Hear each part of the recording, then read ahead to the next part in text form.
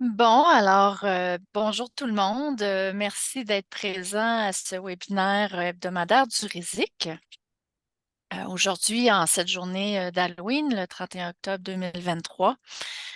Merci d'être là en grand nombre avec nous. Donc, vous me connaissez, Céline Gélina, je suis co-directrice avec ma collègue Josée Côté du RISIC. Je suis accompagnée aussi de Marc-André, notre directeur exécutif. Alors, ça me fait plaisir aujourd'hui de vous présenter nos conférencières. Pour ce qui est des questions ou commentaires ou échanges, vous ne pouvez pas parler directement pendant le webinaire. On vous invite à utiliser la fonction dans le bas de votre écran, le Q&A pour questions et réponses.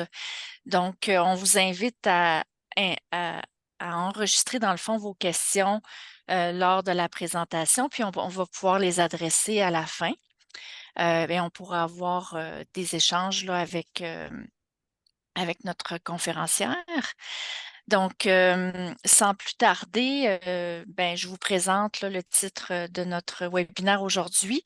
Prédire, prévenir et contrôler les blessures morales chez les travailleurs et les leaders du secteur de la santé confrontés à la pandémie de la COVID-19. Donc, ce webinaire a été préparé par Madame Maë Gilbert-Ouimet et Madame Manon Truchon, qui est avec nous. Donc, Madame Gilbert-Ouimet s'excuse et le titre en faisant foi, malheureusement, elle ne peut pas être avec nous aujourd'hui parce elle est atteinte de la COVID-19, donc elle n'était pas en forme pour être avec nous. Mais on la remercie là, infiniment là, pour la préparation au contenu de ce webinaire. Donc, je peux présenter Maë en premier. Donc, Maë est professeure agrégée à l'Université du Québec à Rimouski. Elle est titulaire de la Chaire de recherche du Canada sur le sexe et le genre en santé au travail et elle est chercheure régulière au Centre de recherche du CHU de Québec. Elle est épidémiologiste spécialisée en santé au travail. Ses travaux de recherche portent sur les effets des risques psychosociaux du travail dans le développement des problèmes de santé chronique, ainsi que sur l'efficacité d'interventions organisationnelles destinées à réduire ces risques. Et nous avons également la chance d'avoir Manon Truchon avec nous. Manon est une collègue. Là, on a collaboré ensemble dans le passé là, sur différents projets. Donc, ça me fait plaisir de vous la présenter. Manon est professeure titulaire à l'École de psychologie de l'Université Laval et elle est chercheure régulière au Centre interdisciplinaire de recherche en réadaptation et réintégration sociale, le CIRIS, de l'Institut de réadaptation en déficience physique de Québec. Ses activités d'enseignement et de recherche se situent dans le domaine de la psychologie et de la santé au travail. Ses travaux de recherche portent sur la prévention des handicaps chroniques, le développement d'outils liés au bien-être et à la santé au travail, ainsi que sur les risques psychosociaux du travail. Alors, un gros merci, Maë et Manon, et merci à Manon d'être parmi nous aujourd'hui pour nous faire cette présentation. Alors, je te laisse la parole et on vous revient à la fin avec vos questions. Merci beaucoup, Céline. Merci pour cette belle invitation. C'est un plaisir de vous retrouver. Et merci à ceux et celles qui sont présentes ce midi pour entendre parler de ce projet de recherche qu'on a effectué en plein cœur de la COVID et qui s'intitule Prédire, prévenir, contrôler les blessures chez les travailleurs et les leaders, donc aussi les gestionnaires du secteur de la santé en plein milieu de la COVID. Donc, on a été financé par le concours ID, Innovation pour la défense, l'excellence et la sécurité du ministère de la Défense pour réaliser ce projet-là. Avec une belle équipe de co-chercheurs, autant de l'Université Laval que de l'UQAR. Donc, merci, j'en profite pour les remercier aussi. Le plan de la présentation ne sera pas très original, problématique, objectif, métaux et conclusions et prochaines. Donc, pour vous situer, nous, quand on a appliqué ce concours, quand on a vu le concours passer, on s'est dit, les blessures morales, c'est une atteinte à la santé mentale, c'est lié au travail. Donc, on a proposé un projet qui était en lien avec notre expertise, bien sûr, qui est celle, comme le mentionnait Céline, des risques psychosociaux. Alors, avant de vous d'embarquer comme tel dans la problématique des blessures morales, vous donner un petit aperçu de la problématique qu'est celle des risques psychosociaux et de la santé pour que vous compreniez mieux dans quel univers on a situé le projet pour essayer d'apporter nos lumières de notre côté, de faire notre effort pour essayer de comprendre ce phénomène de blessure morale, qui était l'idée du ministère de la Défense. Donc, dans le vaste domaine de la santé et du bien-être au travail, ce qu'on sait, c'est que des mauvaises conditions de travail, incluant les risques psychosociaux, ça compromet la santé autant mentale que physique et bien sûr, c'est associé à des coûts exorbitants, tant pour les personnes que pour le système de santé, que pour les organisations. On n'a qu'à penser au taux très élevé d'absentéisme, de présentéisme, d'attrition, d'erreurs, même dans le domaine médical, de diminution de la qualité des soins. Hein. On voit les grosses affiches ces temps-ci, là, nos conditions de travail, votre qualité de soins. Donc, c'est exactement dans cet univers-là qu'on est.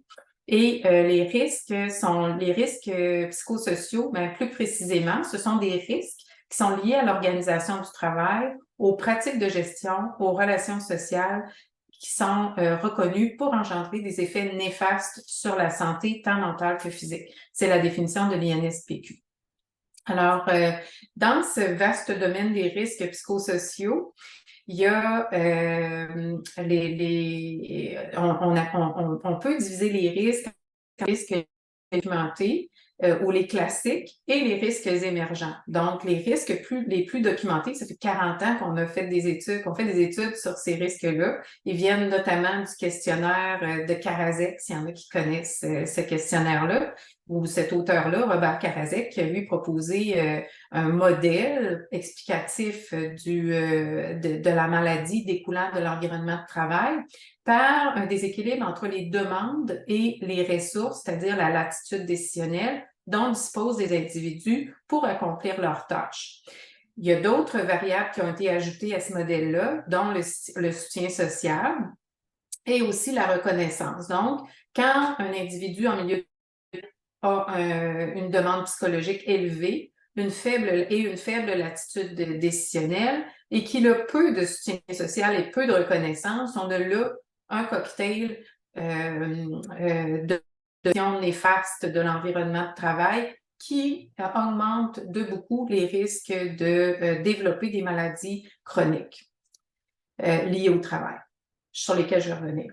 Donc, il y a aussi des risques émergents. Ça, c'est des risques qui sont documentés depuis moins longtemps, mais le travail évolue, les conditions évoluent aussi. Donc, il y a des nouveaux risques qui sont apparus, qui étaient là, mais avec la recherche, qu'on documente davantage à force de faire des études. Céline, tu vas reconnaître les études qu'on avait faites à l'époque dans le temps de Satin. On avait bien documenté ça chez les infirmières, la demande émotionnelle. Donc, ça aussi, c'est une caractéristique de l'environnement de travail dans le domaine des soins, beaucoup. Hein. On a à s'occuper de gens qui sont trans, donc ça implique pour les intervenants une charge émotionnelle qui est quand même souvent très élevée. S'ajoute à ça maintenant des stresseurs numériques, avoir à faire face aux pannes, se sentir dépassé par les technologies, noyé par l'abondance d'informations, les changements continuels et perpétuels.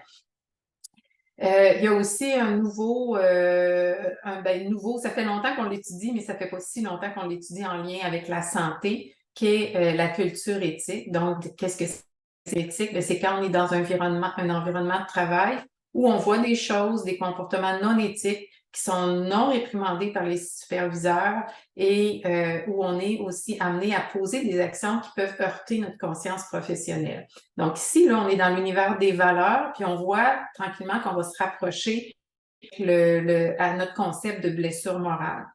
Et finalement, un dernier, et non le moindre, qui est risque psychosocial, qui est l'absence de climat de sécurité psychosociale. Donc, quand on est dans un environnement de travail où on a l'impression que la haute direction ne protège pas adéquatement notre santé et notre sécurité psychologique, ça aussi, au même titre que santé sécurité physique, ben, quand c'est absent, la santé, le climat de sécurité psychosociale, ben, les individus sont plus à risque de développer des problèmes de santé mentale. Donc, les risques psychosociaux augmentent parce que la recherche depuis de nombreuses années, puis on a vraiment beaucoup d'évidence, de données probantes pour démontrer que l'exposition chronique à ces risques psychosociaux-là augmente le risque de maladies chroniques 50 à 75%. Ça fait plus de 40 ans qu'on effectue des études épidémiologiques menées auprès de milliers de personnes de pays variés et qu'on contrôle, on ajuste pour les événements de vie à l'extérieur du caractéristiques sociodémographiques.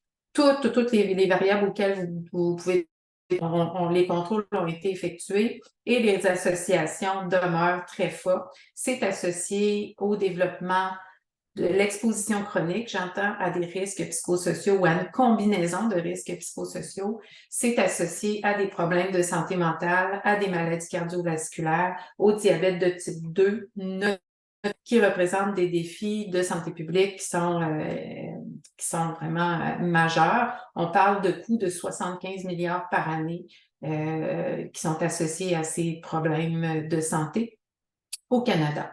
Donc, c'est vraiment très important. Ici, on ne va pas évidemment passer à travers chacune des études présentées. C'est seulement pour vous illustrer que quand je vous disais qu'il y a eu des études à travers la planète qui ont utilisé le modèle demande, l'attitude, soutien.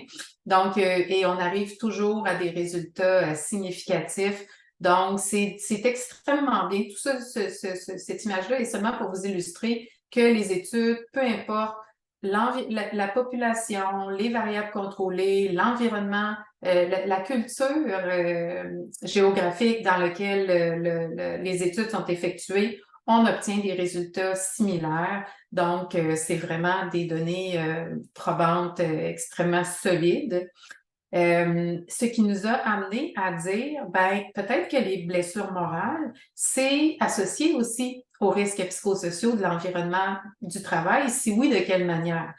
Les blessures morales, ce qu'il faut savoir, c'est que c'est un concept qui a été proposé, étudié chez les militaires parce que on s'est aperçu que chez les militaires, il y avait souvent, lorsqu'ils allaient en mission, et on a proposé cette définition-là, ils étaient souvent face à de la perpétration, défaut de prévention ou témoignage d'actes qui transgressent leurs croyances et les attentes morales qui sont profondément ancrées chez les personnes impliquées.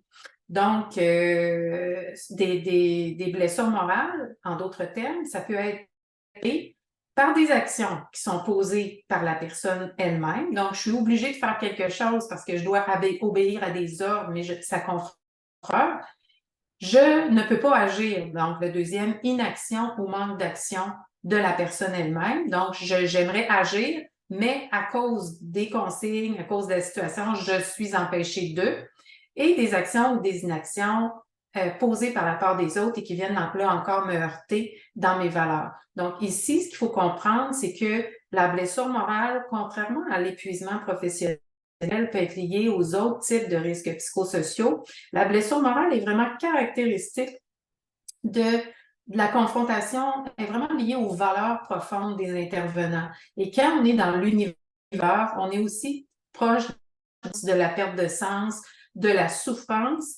On est aussi dans l'univers de la honte, de la culpabilité, ce qui fait augmenter vraiment, bien sûr, la souffrance et peut même ultimement mener au suicide. En tout cas, chez les militaires, c'est vraiment une préoccupation majeure, ces composantes de honte, de culpabilité et de suicide chez les gens qui en sont victimes. Donc, c'est vraiment extrêmement souffrant comme problème d'atteinte, comme atteinte à la santé psychologique.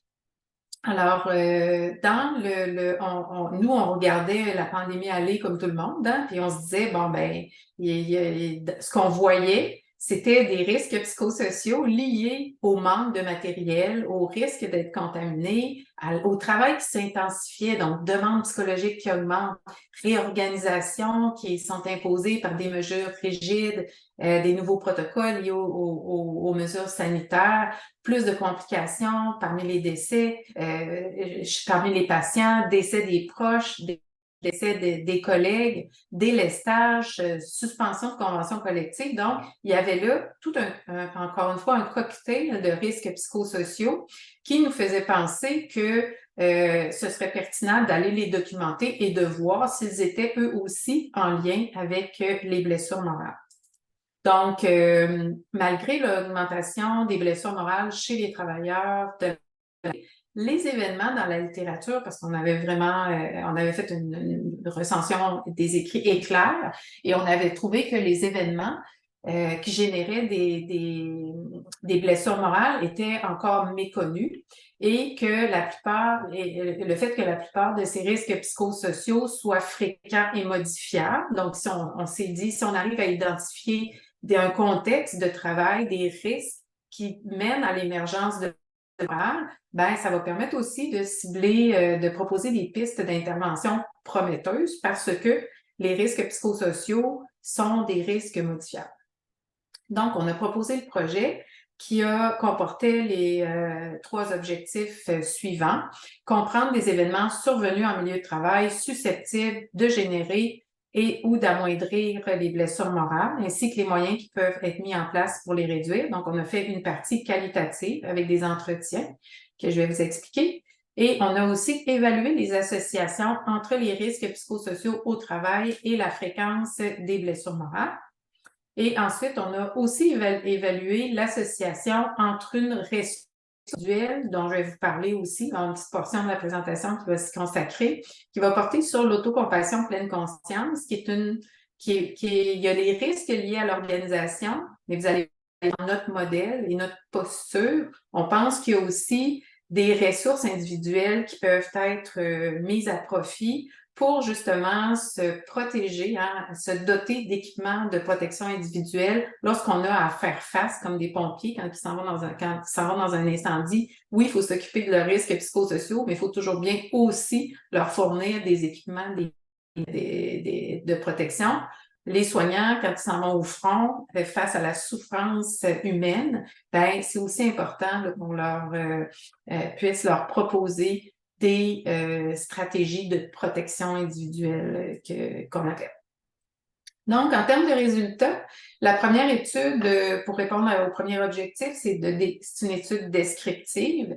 Ce qu'on a fait, c'est qu'il y avait un volet quantitatif, dont je vais vous parler après. À la fin du volet quantitatif, on demandait est-ce que vous accepteriez d'être contacté pour participer à l'étude qualitative. Donc, les gens qui ont dit oui ont été contactés.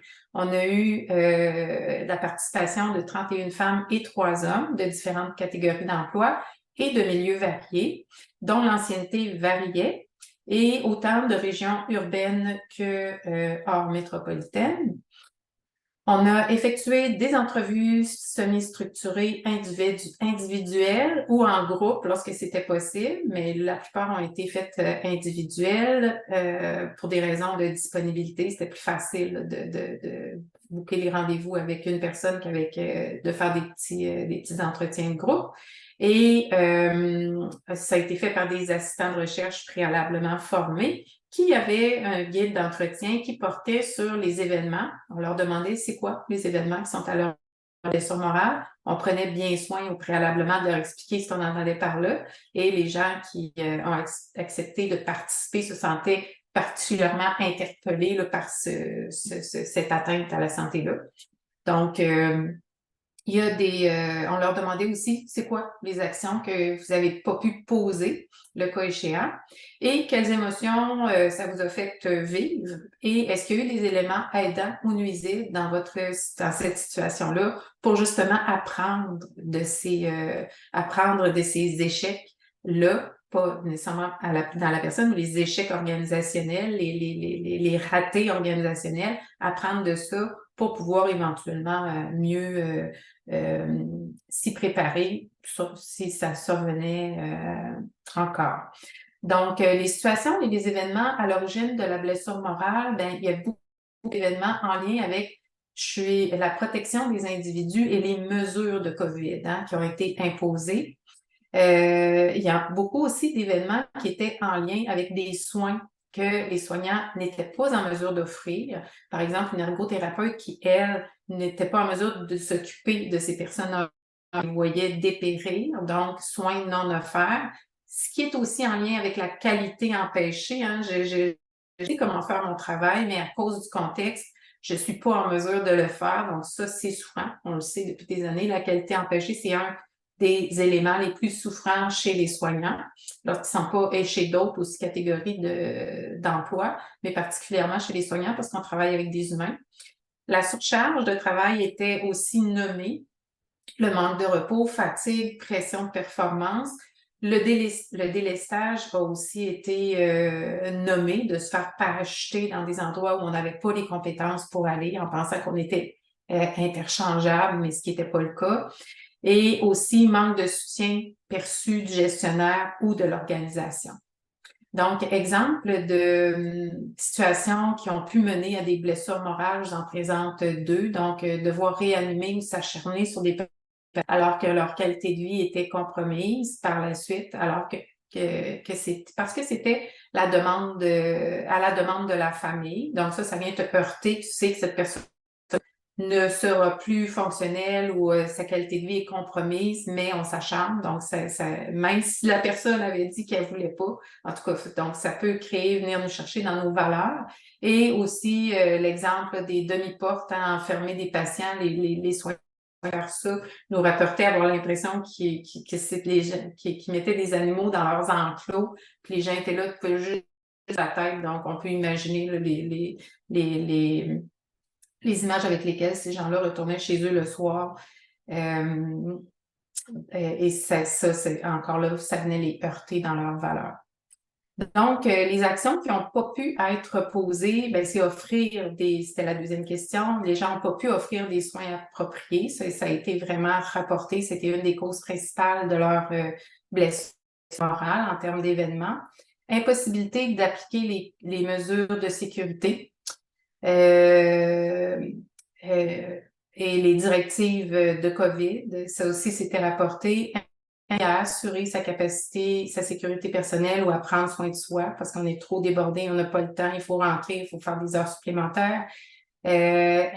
Difficulté d'assurer la sécurité des patients, d'avoir un bon fonctionnement collectif. Les équipes étaient démantelées, donc on se ramassait avec des collègues qu'on connaissait pas. Chacun faisait ce qu'il pouvait, puis tout allait vite. Donc, c'était les collectifs à mener. Et aussi les modes d'encadrement du personnel inadéquats. Donc, ça a été mentionné. Bien sûr, les émotions ressenties, c'est beaucoup de frustration, de colère, de stress, d'anxiété, d'inquiétude, de peur, culpabilité, honte, malaise, sentiment d'impuissance, sentiment inutile, se sentir isolé, déconsolidation des collectifs, sentiment de trahison, d'injustice et même un sentiment d'incompétence. Donc, toutes ces émotions-là sont liées à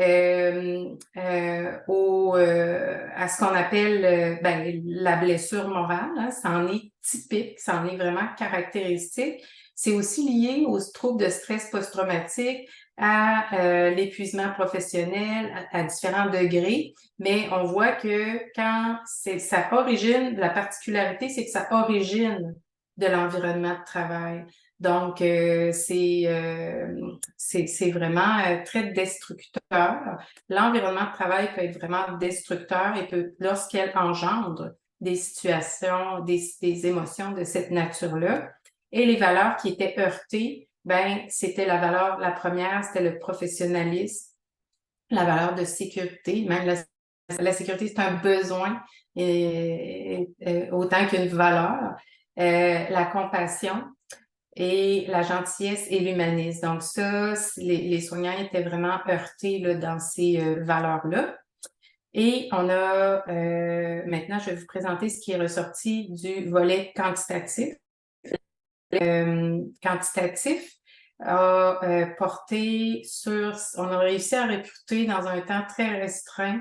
C'était un tour de force parce qu'on a eu, on avait très peu de temps, on avait 6 mois pour faire cette étude-là. Là, l'étude comportait aussi un volet biologique. On a pris des mesures sanguines dont j'ai pas le temps de vous parler, mais juste pour vous dire, on avait un volet qualitatif, quantitatif et biologique et tout ça a dû être fait en 6 mois. On a ramé, on a vraiment ramé beaucoup. Tout ça s'est fait en ligne. On a eu vraiment, et on les le soutien de table de concertation des ordres professionnels, de la CSN, de la FTQ, de la PTQ, APTSQ. Donc, on a réussi à avoir 572 participants auquel on avait envoyé un questionnaire qu'on a développé, un questionnaire sur le bien-être et la santé, qui a été validé ici au Québec auprès de 12 000 travailleurs. Ça origine, Céline, des travaux Satin. Donc, on a poursuivi ces travaux-là pour vraiment développer qui a été publié. Et le questionnaire intègre d'autres outils, dont les risques psychosociaux qui ont été proposés, l'attitude, demande psychologique et tous les stresseurs classiques et émergents, en respect des droits d'auteur, ne vous inquiétez pas. Donc, c'est toujours ça quand on développe un nouvel outil, on part des outils antérieurs. Donc, tout ça a été fait selon les règles de l'art. Et on a aussi intégré une mesure d'autocompassion, bien sûr une mesure de blessure morale et plusieurs autres variables sociodémographiques. On a effectué des analyses d'équations structurelles et aussi des associations modélisées par régression robuste Poisson. Ça, c'est plus la partie de ma collègue Maë, épidémiologiste, mais je vais quand même vous présenter les résultats. Donc, les principaux risques psychosociaux qui ont été rapportés par les participants sont les suivants. Stress numérique élevé,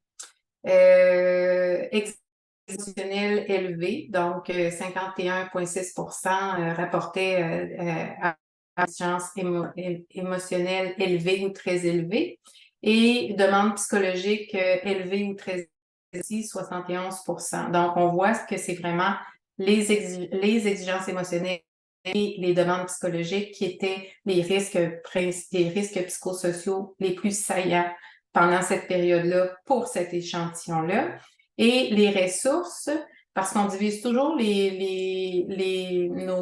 risques psychosociaux en exigences ou demandes du travail versus les ressources, parce qu'il y a le modèle demande-ressources dont je vais vous parler un petit peu plus tard, qui est un modèle sur lequel nos travaux sont basés et qui nous permet d'articuler puis de voir comment les variables sont associées les unes aux autres. Les psychosociaux sont associés les uns aux autres.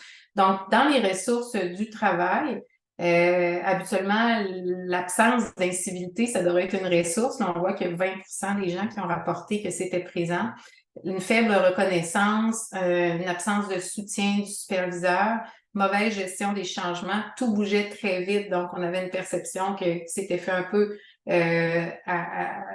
n'importe comment parfois, par manque de temps ou par manque de connaissance des départements, des besoins, etc.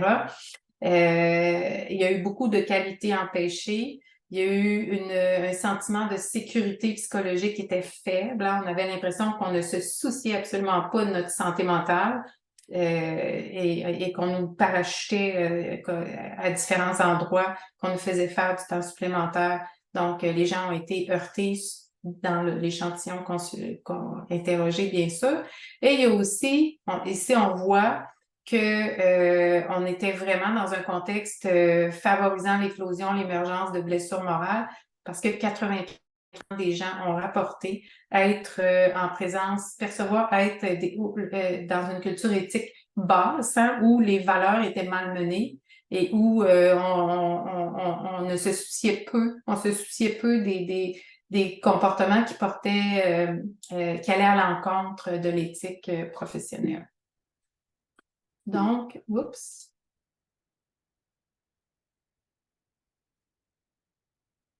OK. Alors, 14 de notre échantillon avait des blessures morales élevées et modérées. 25 présentaient des troubles de stress toxique, 43 des symptômes élevés d'épuisement professionnel et 65 de notre échantillon des symptômes de détresse psychologique élevés.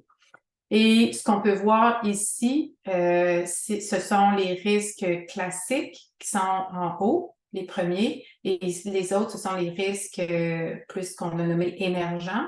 Et on peut voir ici que les travailleurs exposés aux risques psychosociaux avaient une prévalence de blessures morales de 2,22 à 5,58 fois plus élevée en présence de ces risques-ci.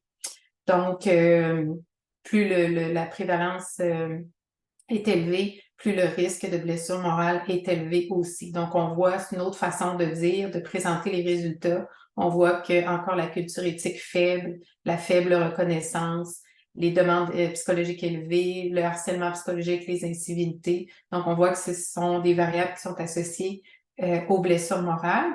Et pour vous donner un exemple de culture éthique faible, on a ici une citation qui venait d'un psychologue qui nous a dit, si je pense à la profession que je fais, et ça, c'est une valeur, et en plus, il me semble qu'ils nous l'ont raconté tellement au bac, à la maîtrise et au doctorat, si vous faites quelque chose, et je l'ai nommé, faites le bien, faites le neutre, mais surtout, ne faites pas de mal. En obéissant au règlement administratif, je considérais que je faisais du mal. Donc là, c'est vraiment un exemple. Là, la personne est heurtée de plein fouet dans ses valeurs. Elle a appris, selon son code d'éthique, de déontologie, que tu peux faire du bien, tu peux rien faire ou pas aider, mais fais pas quelque chose qui fait du tort. Donc là, elle avait l'impression qu'elle faisait du tort. Fait que c'était, on peut voir, très souffrant. Donc, pour les analyses d'équations structurelles, je vous embêterai pas trop longtemps après avec ça. C'est juste pour vous dire qu'on utilise le modèle demande-ressources. Donc, ici, les ressources et les demandes ou les exigences du travail. Ce que dit le modèle essentiellement, c'est que quand on est en présence de ressources organisationnelles qui sont faibles, donc on a peu de reconnaissance, qu'on a peu de soutien, qu'on n'a pas de sécurité psychologique, que la gestion du changement est malmenée et qu'on n'est pas dans une culture éthique. C'est des variables, vous le voyez, organisationnelles.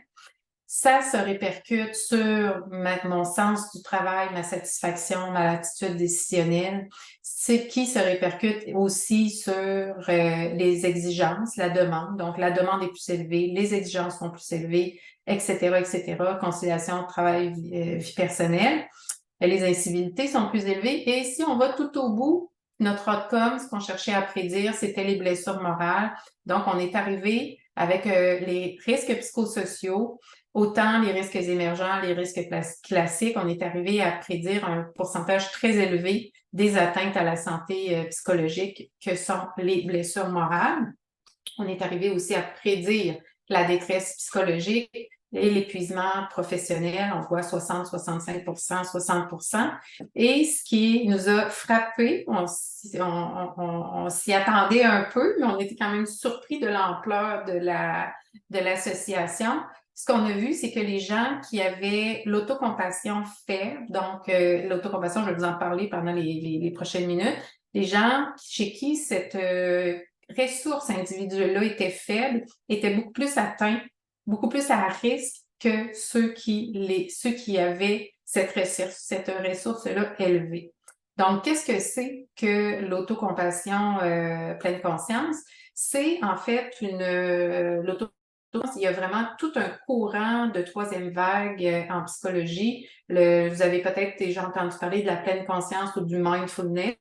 Suite à ce courant en émergence qui a influencé toute la façon d'offrir des soins en psychothérapie, on s'est aperçu qu'il y avait quelque chose de fondamental dans la réussite des interventions ou des thérapies, et c'était l'ingrédient qui est la bienveillance envers soi, ce qu'on appelle le self en anglais ou l'autocompassion en français, ben de se traiter en fait comme un ami et non d'être son pire critique quand ça va mal, ben c'est une bien bonne stratégie. Ça nous protège de la détresse, ça réduit la réponse de stress. Donc, il y a 3 composantes à l'autocompassion. La première, c'est d'être bienveillant envers soi versus se critiquer très sévèrement lorsqu'on fait une erreur. Le sentiment d'humanité commune versus l'isolement. Donc, ce qu'on s'est aperçu, c'est que les gens, lorsqu'il leur arrive une situation difficile, ont tendance à s'exclure plutôt que de se dire, ben, ça fait partie de l'humanité normale. Donc, c'est une caractéristique qui est très aidante. Et la pleine conscience, c'est la capacité de prendre une distance par rapport à ce qui nous arrive et de ne pas se suridentifier. Hein. Si je fais une erreur, je ne suis pas un échec, par exemple. Donc, la bienveillance, ça permet de diminuer le jugement autocritique. L'autocritique est nécessaire, hein? L'autocritique, elle nous aide à nous protéger, mais on n'en a pas besoin parce que quand ça va mal, on n'a pas besoin de ce temps en plus. Il faut, dans ce cas-là, mieux vaut se dire, ouais, je vais apprendre de mon erreur, mais je vais plus m'auto-critiquer très sévèrement parce que ce que ça fait, c'est que je suis déjà activée. Ma réponse de stress est déjà activée et là, j'en rajoute une couche par-dessus la réponse de stress. Donc, diminuer l'auto-jugement, ça aussi, ça nous permet aussi de mieux gérer les sentiments de honte et ça a un effet bénéfique contre l'hyperactivation physiologique. Donc, c'est vraiment un antidote très puissant au stress. La pleine conscience, quant à elle, versus l'hyperidentification, c'est aussi la rumination. Hein. Il nous arrive quelque chose, là, on reste dans cette boucle-là, puis j'aurais dû dire ça, j'aurais dû faire ça, j'aurais fait ci, j'aurais fait ça. Donc là, on rumine. Donc, qu'est-ce qui se passe? La rumination, c'est aussi associé à la sécrétion constante de cortisol. Donc, on s'épuise à force de ruminer. Donc, d'être capable de arrêter de ruminer, c'est une faculté qui se développe. Donc, ça réduit en cessant, en adoptant la pleine conscience, mais ça réduit l'évitement. On est plus capable, avec courage, de faire face à ce qui est là. On est plus capable aussi d'observer sans juger, donc sans se suridentifier. On est capable de discerner les souvenirs intrusifs et les sentiments intrusifs plus facilement. Donc, c'est aussi pour ça que ça protège une réduction des symptômes de stress post-traumatique et aussi des blessures morales. Et ça augmente le fait d'avoir un sentiment d'être un humain, hein, le sens commun, plutôt que de se retirer de la meute, de s'isoler et de se dire j'ai un défaut, je suis pas digne, etc. Plutôt que de m'autocritiquer, de m'isoler, ben le fait de rester proche de ses semblables, il y a aussi la capacité d'aller chercher de l'aide, d'aller chercher du soutien. Et c'est un excellent antidote, là encore, contre la honte. Parce que la honte persiste dans l'ombre. Hein. Quand on enlève l'ombre, ben, la honte s'en va. Regardez tout le mouvement MeToo, etc. Les personnes qui s'expriment, ça fait place à d'autres choses. Ça fait place on passe à l'action, on agit. Donc, on peut que plus la bienveillance dans nos résultats était élevée versus faible, plus ça protégeait contre les blessures morales. Donc, toutes les dimensions, sauf le sentiment d'humanité commune qui est élevé versus faible, étaient non significatifs, mais il y a quand même une mince protection, mais non significative. Mais quand on regarde l'autocompassion dans l'ensemble versus ses composantes individuelles, ben on voit ici que ça prémunit des blessures morales à 93%. Donc, ce que ça veut dire, ça réduit le risque associé aux blessures morales élevées de 93%. Et ça, c'est vraiment surpris. Et ce qui est aussi quand même une excellente nouvelle parce que c'est quelque chose, l'autocompassion puis la pleine conscience, c'est quelque chose qui s'enseigne, qui s'apprend. J'enseigne moi-même, je suis formée pour enseigner cette approche-là. Je l'enseigne à des policiers, aux futurs psychologues, et c'est vraiment une habileté, hein? C'est une ressource, une stratégie de coping. J'ose pas trop l'appeler comme ça parce que c'est un terme consacré, mais ce qu'il faut comprendre, c'est que c'est une ressource individuelle qui est nécessaire, mais non suffisante, hein. Ça prend d'autres choses dans l'environnement de travail pour nous protéger. Mais quand on a cette capacité d'autocompassion, ben on a aussi une meilleure capacité, une meilleure résilience face à l'adversité. Donc, c'est également l'autocompassion liée aux 3 composantes de l'épuisement professionnel que sont la fatigue, la dépersonnalisation et le sentiment d'efficacité personnelle. Donc, plus l'autocompassion est élevée, moins les gens sont épuisés, moins ils sont cyniques et plus ils ont un sentiment d'efficacité élevé. Les bases neuronales, peut-être que ça vous intrigue très rapidement, mais ce qu'on sait, c'est que quand on est dans un mode empathique, ce que la recherche en neurosciences nous a démontré, on a étudié les cerveaux, on a fait des protocoles de bienveillance, on a enseigné, on leur a demandé d'être, OK, là, soit dans la compassion, dans l'empathie, des gens à qui on n'avait pas enseigné la compassion et qu'ils n'avaient pas cette stratégie-là élevée. Et ce qu'on a vu, c'est que quand les gens sont en situation d'empathie, ce sont les mêmes aires du cerveau que celles de la douleur qui sont activées. Donc, le cortex singulaire et l'insula qui sont dans le cerveau activés quand on est dans un mode empathique versus quand on est en mode compassion, ce sont d'autres aires du cerveau qui sont activées et ce sont les aires du cerveau associées à des effets positifs comme et à des hormones aussi positives dont je vais vous parler tout à l'heure. Donc, l'empathie, lorsqu'elle se poursuit vers la compassion, lorsqu'elle se transforme en compassion, parce qu'il faut d'abord être empathique pour éprouver de la compassion. Il faut se rendre compte que la personne a quelque chose si je veux être en mesure de l'aider. Donc, si je me rends compte de la souffrance de l'autre et que je me mets en mode compassion, donc je vais être sympathique, je vais vouloir vraiment faire quelque chose. Je vais avoir une préoccupation empathique, mais le fait de faire quelque chose fait la différence. C'est pour ça que la qualité empêchée aussi, c'est aussi souffrant, c'est que je suis empêchée de faire quelque chose. Fait que je peux pas pratiquer ma compassion envers l'autre, mais je peux la pratiquer envers moi, par exemple. Donc, c'est associé à des émotions positives, l'amour, la santé, la motivation prosociale versus quand je reste empathique et que là, je ne tombe pas en mode compassion, ben c'est associé à des sentiments négatifs, une moins bonne santé, de l'épuisement, du retrait. Donc, il y a eu beaucoup d'études qui ont été faites dans le domaine des neurosciences là-dessus. Dit autrement, la compassion, c'est la réponse du cœur à la douleur. Il faut être un humain humaniste, comme on l'avait vu tout à l'heure. L'humanisme, c'était une valeur qui était heurtée. Donc, quand je suis humain face à la souffrance de l'autre, que je reste dans l'empathie, je suis capable de comprendre. L'empathie, c'est que je suis capable de comprendre la douleur de l'autre, mais si je reste là-dedans, ça comporte un risque d'être submergé soi-même par la détresse de l'autre. Tandis que la compassion, c'est de l'empathie, mais qui va être suivie d'actes, d'une action pour remédier à la situation. L'acte, ça peut être juste rentrer dans la chambre de quelqu'un et dire, mon Dieu, vous avez l'air souffrant aujourd'hui, ou puis qu'est-ce que je peux faire pour vous soulager? Voulez-vous un peu d'eau? Tu passes une petite serviette, tu remontes les oreillers. Bref, tu fais quelque chose, tu ressors de la chambre, ça va beaucoup mieux que si tu n'as même pas le temps de rentrer dans la chambre, tu vois qu'il souffre ou tu es obligé comme on a entendu, de nourrir des personnes âgées 10 avec la même cuillère. En temps de COVID, franchement pas terrible, mais c'était beau. Bon, on l'a entendu, ça aussi, c'est terrible, mais c'est ça. Donc, c'est un état d'esprit positif qui nous protège de la détresse émotionnelle. Donc, écoutez, c'est associé, il y a vraiment beaucoup de recherches. Je vous passe les détails. Là, je vois que le temps file. Je vais en arriver à la conclusion.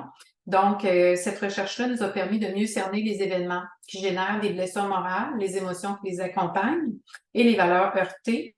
On a aussi vu que les risques psychosociaux sont associés à la prévalence des blessures morales, que la culture éthique, lorsqu'elle est faible, ça peut jouer un rôle particulièrement important et que l'autocompassion semble une source individuelle également importante. Juste pour vous dire, pour les risques psychosociaux, depuis 2021, on a la loi 27 qui oblige maintenant les milieux de travail à les identifier, les analyser et les inclure dans leur plan d'action. Pour ça, ça va prendre des outils de mesure. L'INSPQ en fournit, il y a d'autres groupes qui en ont développé. Nous, on est aussi en train de développer une application mobile avec TELUS Santé qui va nous permettre d'outiller les organisations intéressées à mesurer ces risques-là et à les prendre en charge. Donc, notre application va permettre de dresser les portraits diagnostiques des risques psychosociaux, de prédire aussi c'est quoi les actions les plus susceptibles de les réduire, d'alimenter les plans d'action en suggérant des pratiques organisationnelles adaptées au portrait, parce qu'on fait toujours une veille de toutes les bonnes pratiques issues de la littérature, de suivre aussi les impacts des actions implantées parce que l'application, on peut l'utiliser à différentes reprises. Et on aspire aussi continuer à soutenir par l'autocompassion de différentes façons. On travaille avec des partenaires en réalité virtuelle pour vraiment essayer de développer des façons plus courtes parce qu'actuellement, c'est quand même long. C'est des formations de 24 heures ou qui se donnent sur 4 jours. Donc, essayer de trouver des modalités. Je travaille là-dessus dans mon laboratoire pour trouver des modalités plus courtes pour vraiment mieux soutenir les soignants. 12h49. Merci de votre écoute. S'il y a des questions, ça me fera plaisir d'y répondre. Il ne reste pas beaucoup de temps, mais il nous reste quand même un beau 10 minutes d'échange. Et merci beaucoup, Manon, ainsi qu'à Maë, là, pour cette belle présentation-là. Je pense que c'est un sujet excessivement important et toujours d'actualité, hein, même si, bon, on a parfois l'impression que la pandémie est derrière nous. On, on contracte encore la COVID-19, puis on vit encore dans ce contexte-là. Donc, je vais regarder le chat. Mais d'entrée de jeu, j'aimerais juste faire un petit commentaire là, en lien avec les résultats, puis j'aurais une question moi-même.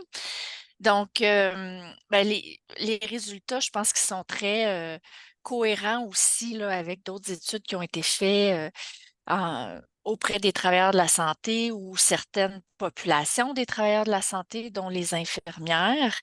Le RISIC avait lancé une enquête en 2021, puis tout ce qui est symptômes de stress, puis perception de la qualité des soins, je trouve que ça rejoint là, très proche là, les résultats que tu as présentés. Ça menait aussi auprès des infirmières ce qu'on avait mesuré, l'intention de quitter. L'intention de quitter soit le milieu de travail ou même la profession elle-même qui était élevée, puis qui s'expliquait entre autres là, par ce stress important-là. Puis, en fait, le fardeau, là, le manque de ressources et tout ça. Peut-être un peu plus en lien avec les soins intensifs. Mon équipe, on a regardé les infirmières de soins intensifs. Puis au niveau, j'écoutais la présentation, puis je trouvais qu'il y avait certains éléments qui touchaient particulièrement ces infirmières-là, qui ont dû accompagner des patients dans la mort. Puis ils étaient seuls, la famille ne pouvait pas être là, ou la famille était à distance sur un écran. Donc, tout l'aspect stresseur numérique et tout ça, je pense que ça ajoute là, au stress vécu. J'aimerais te demander, là, dans votre échantillon, là, qui est quand même important, est-ce que vous avez regardé si les blessures morales touchaient des secteurs en particulier? Parce que, bon, soins aigus versus CLSC, soins de longue durée, est-ce qu'il y avait des secteurs un peu plus touchés ou c'était assez généralisé là, à travers les sites représentés? En fait, c'est une très bonne question. Notre échantillon, il est quand même, c'est pour ma collègue épidémiologiste, elle, 579, c'est pas beaucoup, là. Ça n'a pas permis de faire des analyses stratifiées, là, spécifiques pour les différents milieux, mais mon impression, bon, là, ça serait à vérifier. Il faudrait faire une analyse supplémentaire, là. Mais mon impression, c'est quand on regardait la répartition, là, t'avais des gens là, c'était quasiment, ben, le critère d'inclusion, c'était d'avoir travaillé auprès de patients de COVID. Donc, OK. c'était soit des personnes âgées ou Mhm. dans les hôpitaux aux soins intensifs. Fait que c'était beaucoup des gens qui venaient de soins critiques, de ces environnements-là. Je te dirais Mm. que moi, beaucoup, euh, c'était le critère d'avoir été au chevet accompagné. Ah, d'avoir Les... soigné des patients atteints de COVID. OK. Ouais, ouais, ouais.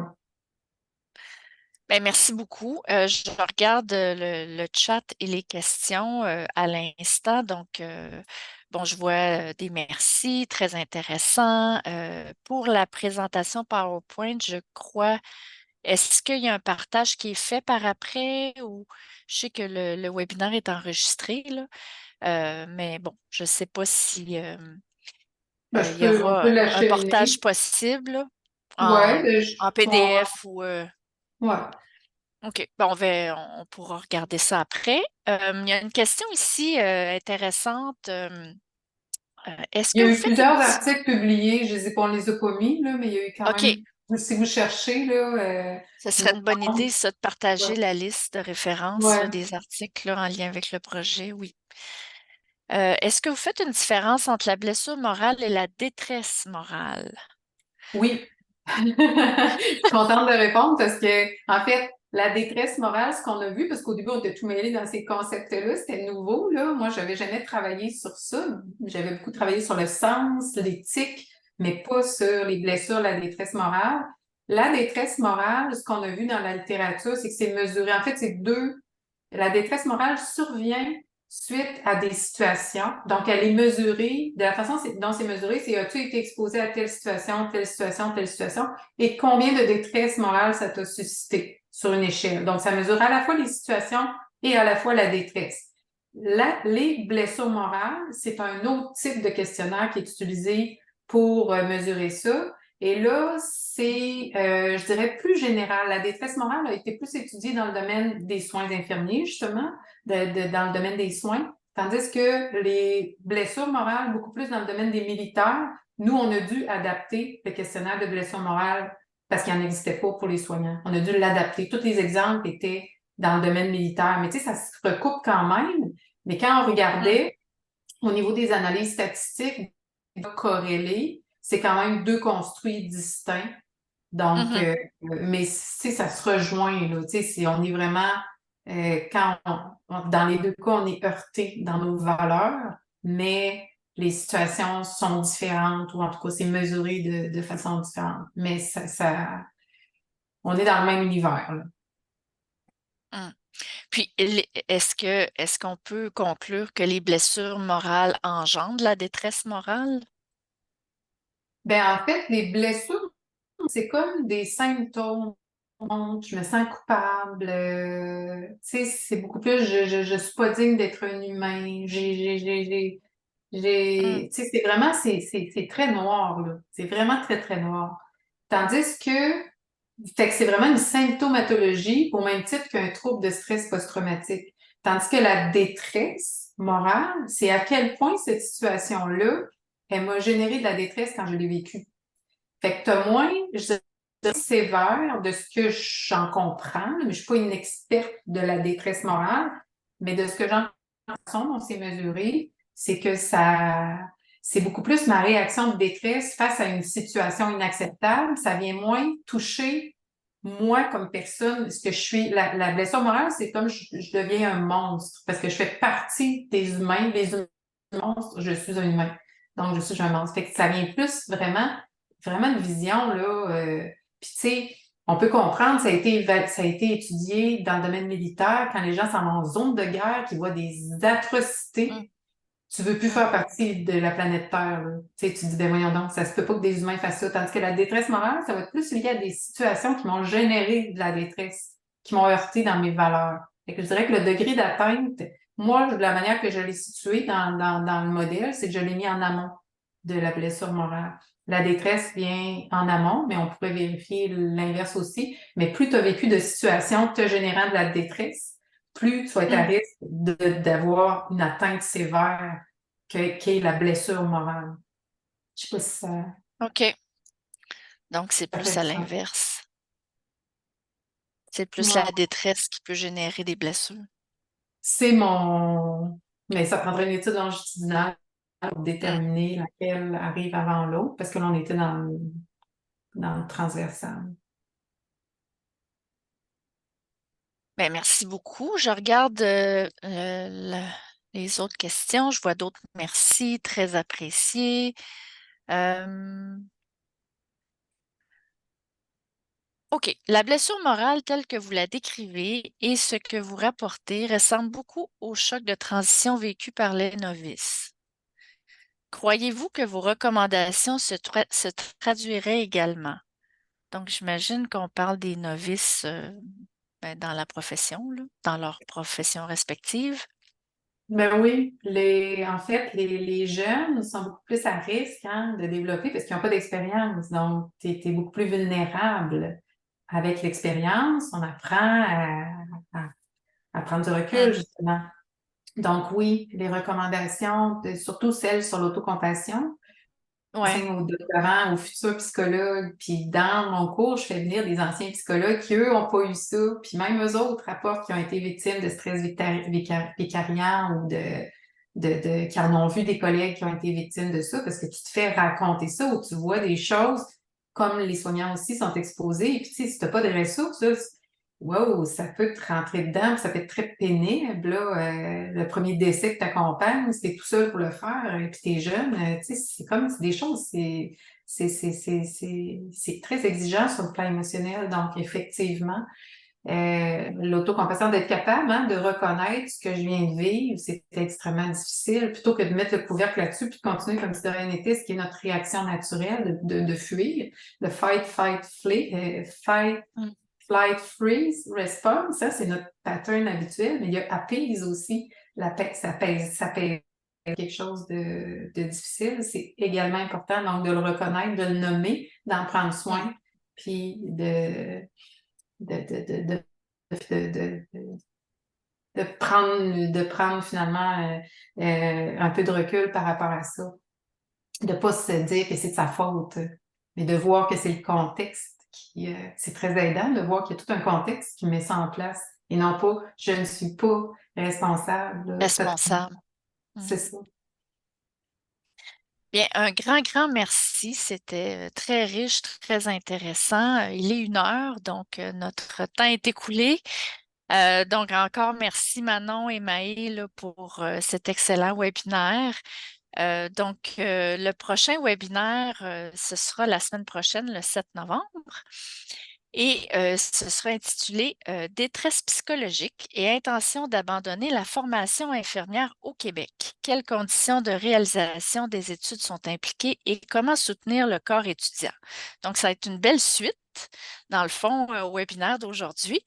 Ce sera animé par Léonie Matteau, qui est étudiante au doctorat, je crois, sous la direction de Maë à l'UQAR. Donc, vous pouvez encore vous inscrire là, via notre site web, puis on espère vous voir nombreux et nombreuses la semaine prochaine.